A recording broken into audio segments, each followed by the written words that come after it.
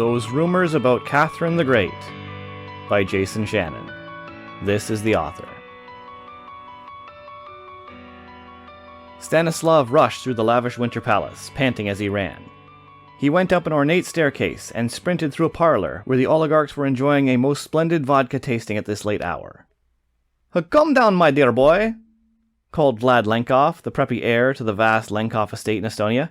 "You're going to give yourself a heart attack." "Russia is at war with the Turks!" Stanislav bellowed, charging towards the east wing and the Empress's master bedroom.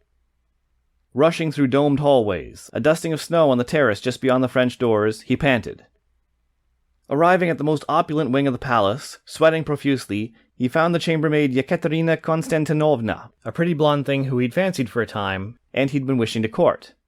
Ignoring his feelings, however, he barked, "You must take me to the Empress at once! We are at war!" "At war?" the maiden retorted, aghast. Well, very well, I will awaken your majesty." Yekaterina rushed into the Empress's vast bedchambers, through a boudoir, and sped to wake the sovereign. In the next 10 minutes, as Yekaterina was speedily dressing the Empress, lacing up her most elaborate bodice, and powdering the elder woman's flowing hair, Stanislav was at last permitted to enter. He strode into the boudoir, where Yekaterina worked diligently on the Empress's gown at a vanity.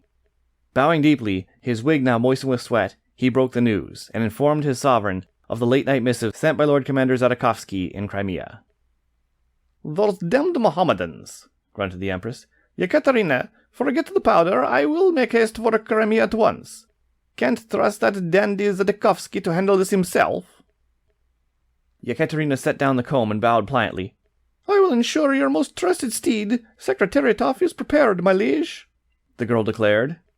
"Lord Harkin, proceed to the stables forthwith and... no, prepare another horse, please."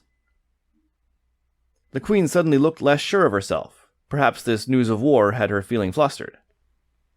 In the brief moment of silence, a sound came from the other room, the bedchambers beyond this boudoir. Perhaps it was one of the Empress's lovers, snoring or rolling over in his sleep. The whole court knew of their sovereign's lust, though politely ignored it. That sound... Stanislav could swear it was a horse neighing softly in the other room. Never mind that. He must ride out for war. Ignoring the sound, Yekaterina said, "Of course, your majesty. Lord Harkin, prepare instead the Mount Russian Ferokin." He turned to go. Now facing the other way, he saw a giant artificial phallus hanging on a coat rack. Molded from rubber, perhaps. It was attached to some sort of harness. Leather belts with many buckles. Stanislav had seen war wounds before. He immediately thought of an artificial limb buckled onto a stump. But this looked like the sort of thing that a man would buckle over his hips after a castration. And, moreover, it was... Well, he'd squired as a boy, and he knew what an equine phallus looked like. How queer, how very queer indeed. Yekaterina quietly cleared her throat. "Lord Harkin," she said with insistence. Stanislav quickly snapped to it, brought his leg forward to march for the door. In the same instant, the Empress exclaimed, "Is there a problem?" No, my liege, I shall ride for Crimea forthwith." Stanislav Harkin died in the first hours of the war. His family alleged it was friendly fire, though this could never be substantiated.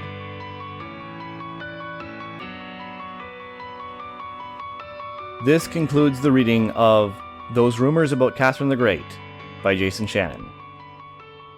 If you enjoyed this story, I'd encourage you to check out my books. I have 4 novels available. The Zimmer Insurgency, a fast-paced sci-fi political thriller which takes place over the course of 22 hours. The Hounds of Harajin, a 1,200-page post-apocalyptic epic of global conquest under a Neo-Mongol empire.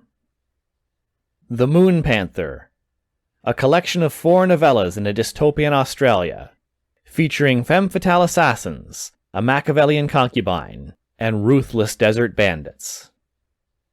And Rain's Agenda, wherein our narrator makes a startling discovery about female liberation in a time on the brink of World War IV. Go to www.jasonmshannon.com for free excerpts and links to buy. Music by ANSKRT via looperman.com. Text copyright 2022 by Jason Shannon. Production copyright 2022 by Jason Shannon. All rights reserved.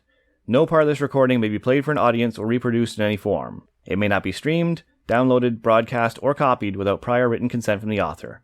Address all inquiries to jm1shannon@gmail.com. Thank you for listening.